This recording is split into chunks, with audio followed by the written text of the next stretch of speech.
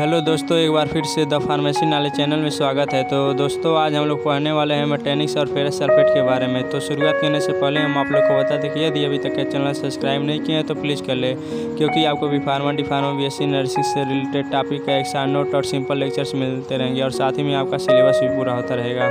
Haematinics are those pharmaceutical substance that stimulate the production of red blood cells or increase the proportion of haemoglobin in the blood. इस point का मतलब यह है कि haemoglobin एक pharmaceutical substance है जो कि प्रोडक्शन ऑफ रेड ब्लड, जो कि RBC का एक प्रोडक्शन करता है, प्रोड्यूस करता है या increase the proportion of haemoglobin in the blood, या ब्लड में हेमोग्लोबिन को इंक्रीज करता है, बढ़ाता है। इस पॉइंट का हम लोग एक सिंपल लैंग्वेज में समझते हैं।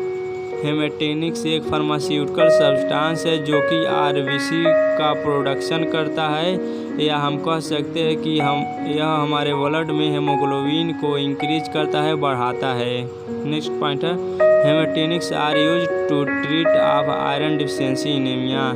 Haematinics iron deficiency anaemia disease के ट्रीटमेंट के लिए यूज होता है। आयरन डिफिशियंसी इनेमिया एक डिजीज है जिसमें आयरन की मात्रा, हमारे बॉडी में आयरन की मात्रा और ब्लड की मात्रा कम हो जाती है, तो उसके ट्रीटमेंट के लिए हेमेटेनिक्स को यूज किया जाता है। नेक्स्ट पॉइंट है एग्जांपल ऑफ हेमेटेनिक्स। हेमेटेनिक्स का दो एग्जांपल होते हैं। पहला है ferrous sulphate and ferrous gluconate.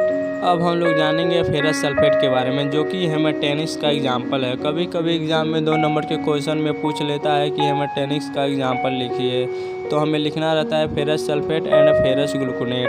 तो आइए हम लोग देखते हैं फेरस सल्फेट का पहला पॉइंट क्या कहता है। It is also known as iron vitriol and green vitriol. Ferrous sulphate को हम लोग आयरन विट्रियोल और ग्रीन विट्रियोल के नाम से भी जानते हैं। अब विट्रियोल क्या है? सल्फ्यूरिक एसिड को ही विट्रियोल कहा जाता है। अब ग्रीन विट्रियोल क्यों कहा जाता है फेरस सल्फेट को? क्योंकि फेरस सल्फेट का जो कलर होता है वो ग्रीन कलर का होता है, इसीलिए इसे ग्रीन विट्रियोल भी कहा जाता है। नेक्स्ट पॉइंट है, ferrous sulphate is an inorganic compound which is used as haematinics. It boost the production of RBC or increase the haemoglobin and thereby treat of iron deficiency anaemia. इस point का मतलब यह है कि ferrous sulphate एक inorganic compound है which is, जबकि haematinics का use RBC red blood cells के प्रोडक्शन या प्रोड्यूस के लिए किया जाता है, या इंक्रीज द हेमोग्लोबिन को इंक्रीज करने के लिए या बढ़ाने के लिए इसका यूज होता है। And thereby treat of iron deficiency anaemia, या आयरन डिफिशियंसी इनेमिया के ट्रीटमेंट के लिए भी किया जाता है, इसका यूज है। अब आयरन डिफिशियंसी इनेमिया क्या है? आयरन डिफिशियंसी इनेमिया एक प्रकार का डिजीज है जिसमें आयरन की कमी हो जाती है। Note, sulphuric acid is called vitriol. अभी हमने कहा था कि विट्रियोल, सल्फ्यूरिक एसिड को ही विट्रियोल कहा जाता है। नेक्स्ट पॉइंट है, it's molecular formula is Fe2SO4.7H2O। Ferrous sulphate का जो मोलिकुलर फार्मूला होता है वह है Fe2SO4.7H2O and it's molecular weight is 278.0 ग्राम प्रति मोल। इसका मोलिकुलर वेट होता है वो है 278.0 ग्राम प्रति मोल होता है। अब हम लोग जानेंगे properties of ferrous sulphate. Ferrous sulphate का कौन कौन से प्रॉपर्टीज होते हैं? तो पहला पॉइंट है colour of ferrous sulphate. Transparent green crystalline powder. जो फेरस सल्फेट होते हैं वो अपारदर्शी होते हैं और ग्रीन क्रिस्टलिन पाउडर होते हैं, यानी छोटे छोटे टुकड़ों के होते हैं, ग्रीन कलर का होते हैं छोटे छोटे टुकड़ों में, पेल ब्लूइश कलर, और ये हल्के ब्लूइश ग्रीन कलर का होते हैं। Next odour, ferrous sulphate is odourless, और ये ऑर्डरलेस होते हैं। Taste of ferrous sulphate.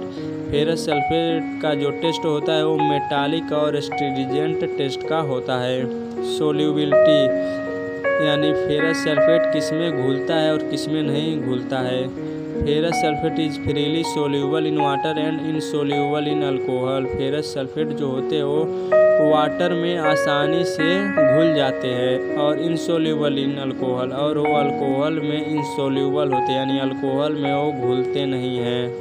Next point है मेल्टिंग पॉइंट। इसका जो मेल्टिंग पॉइंट होता है वो होता है 56 से 64 डिग्री सेल्सियस होता है। नेक्स्ट है बॉइलिंग पॉइंट। इसका बॉइलिंग पॉइंट 300 डिग्री सेल्सियस होता है। अब हम लोग देखेंगे preparation of ferrous sulphate. Ferrous sulphate को कैसे बनाया जाता है। Ferrous sulphate is prepared by adding slightly excess of iron react with dilute sulphuric acid. यानी आयरन जो है वो डाइल्यूट सल्फ्यूरिक एसिड के साथ रिएक्ट करता है, यानी रिएक्शन करता है। आपको रिएक्शन में दिख रहे होंगे फेरस है, Fe है, आयरन प्लस H2SO4। जो आयरन है वो सल्फ्यूरिक एसिड के साथ रिएक्शन करके FeSO4 प्लस H2 बनाता है, यानी फेरस सल्फेट बन जाता है प्लस H2 गैस वो निकल जाता है। अब हम लोग जानेंगे uses of ferrous sulphate. Ferrous sulphate का यूज कहाँ कहाँ पे होता है। तो पहला पॉइंट है मेडिसिनली, यानी मेडिसिन में भी इसका यूज किया जाता है। Ferrous sulphate is inorganic official compound of iron used. जो फेरस सल्फेट होते हैं उसका यूज इनऑर्गेनिक ऑप्शियल कंपाउंड में किया जाता है। Next point is it is used iron deficiency anaemia. Ferrous sulphate का use iron deficiency anaemia disease के लिए भी किया जाता है, जिसमें आयरन की मात्रा कम हो जाती है, तो उसको भरपूर करने के लिए फेरस सल्फेट का यूज किया जाता है। Next point is it is produce of red blood sales है। फेरस सल्फेट का यूज रेड ब्लड सेल्स को प्रोड्यूस करने के लिए किया जाता है। नेक्स्ट पॉइंट है use in the pregnancy time. Ferrous sulphate का यूज प्रेगनेंसी के टाइम में किया जाता है, क्योंकि प्रेगनेंसी के टाइम में महिलाओं के बॉडी में आयरन की कमी हो जाती है, तो उसे भरपूर करने के लिए फेरस सल्फेट की गोली दी जाती है।